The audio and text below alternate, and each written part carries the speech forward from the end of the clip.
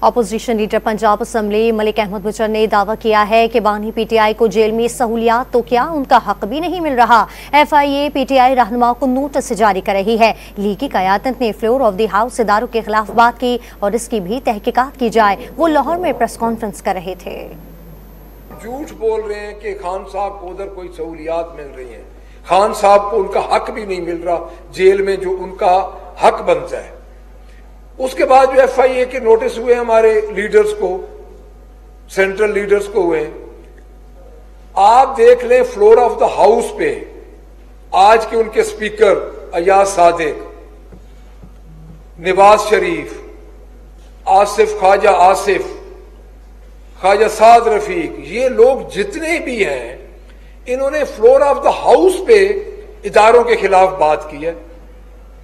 ایک جیل میں بیٹھا ہوا شخص اتنا ان پہ بھاری آ گیا ہے کہ انہوں نے نوٹسز جاری کر دی ہیں کہ آپ لوگ بتائیں کہ یہ کیسے آپریٹ ہوئے۔